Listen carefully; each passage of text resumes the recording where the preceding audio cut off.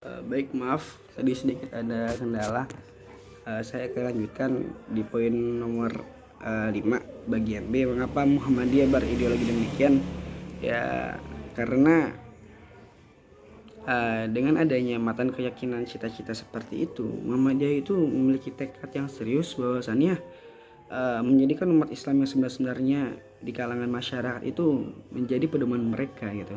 Karena dengan membuat suatu kehidupan yang baru tapi dengan ekosistem yang buruk, itu hasilnya akan hasilnya tidak akan seperti apa yang kita inginkan gitu. Tapi dengan menciptakan ekosistem yang baru, bahwasannya kebiasaan-kebiasaan buruk, tahayul bidah khurafat seperti itu dihilangkan dan menjadikan umat Islam sebenarnya out of the box, maka ideologi itu akan terwujudkan.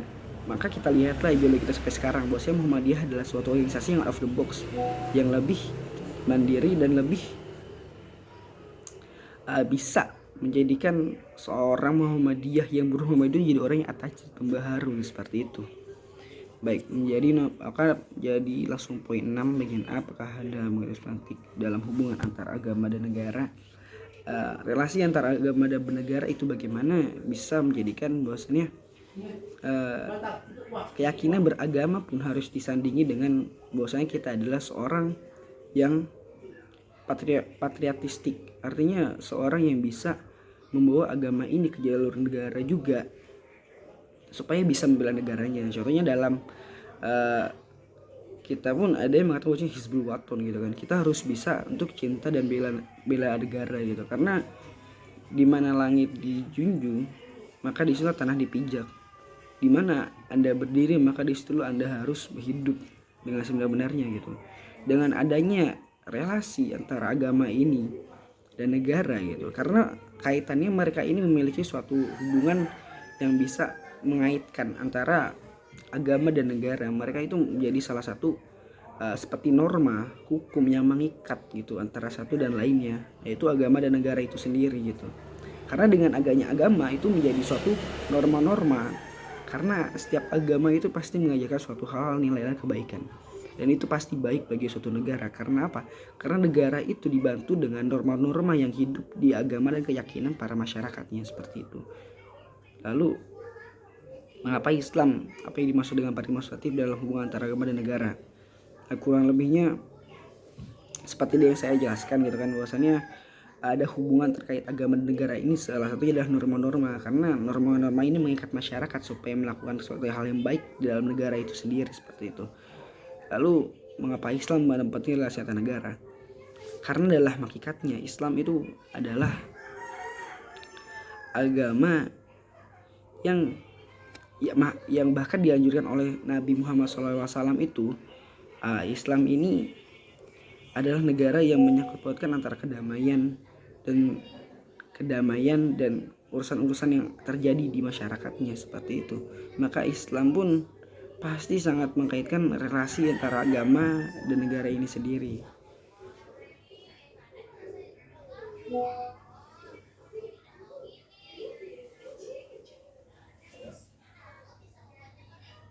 Relasi dan kekuasaan bermasalah di masyarakat.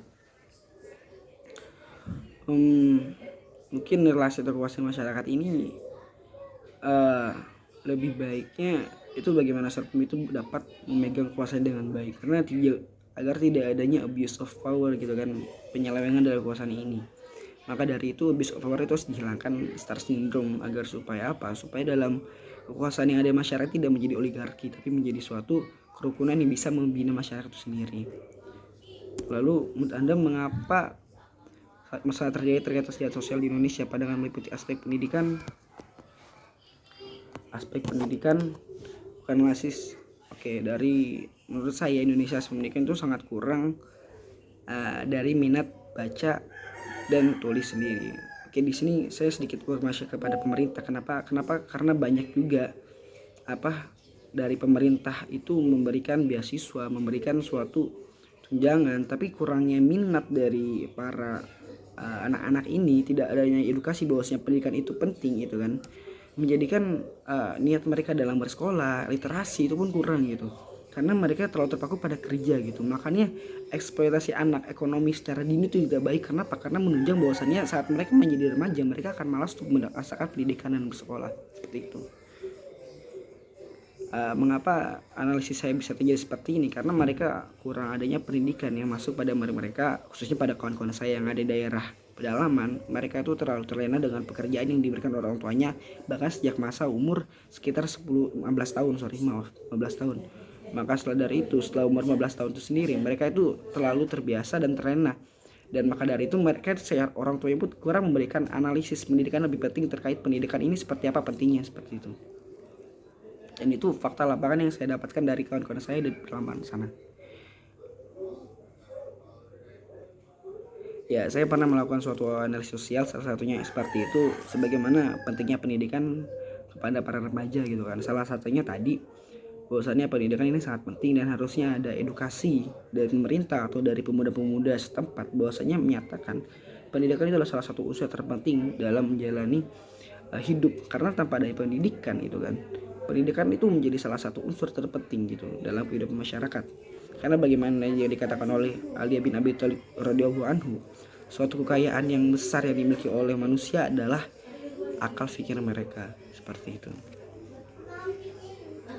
Dan hasil contohnya adalah mungkin saya tidak secara skala besar mengatakan bahwasannya pendidikan itu tidak bisa menjudgment mereka bahwasanya itu adalah pilihan mereka. Tapi ada beberapa sudut pandang yang saya berikan, yang saya share pada kawan-kawan saya bahwasanya pendidikan itu penting. Dan mereka pun menerima itu, dan ada juga beberapa pendapat dari mereka bahwasannya mereka itu kurang dalam segi ekonomi, dan seperti itu menjadi alasan pribadi dari mereka sendiri.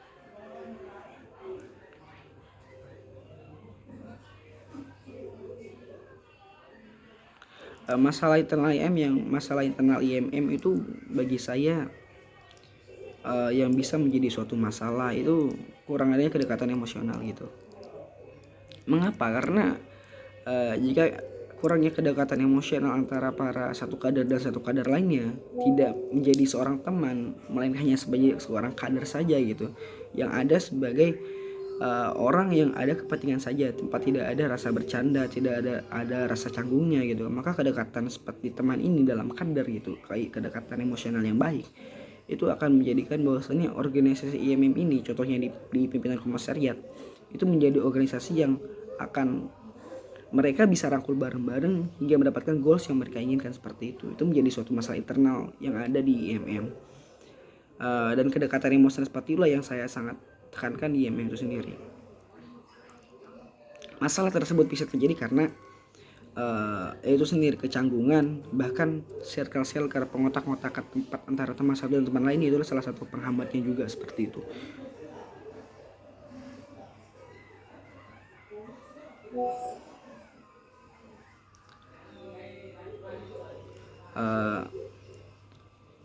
Salah satu kader yang saya ikuti itu pertama ada Darul Arkom Dasar gitu. Setelah itu ada beberapa, bukan Darul Arkom, Baitul Arkom itu adalah salah satu pembekalan Muhammadiyah di kampus saya tahap dasar. Dan selain itu ada juga beberapa pelatihan diskusi, literasi, membaca buku, seperti itu yang pernah saya ikuti. Dan workshop lebat, terus workshop tentang terkait leadership, kepemimpinan, terkait administratif dan sebagainya, itu pernah saya ikuti. Mungkin hanya segitu screening secara video yang bisa saya sampaikan. Kurang lebih mohon maaf. Assalamualaikum warahmatullahi wabarakatuh.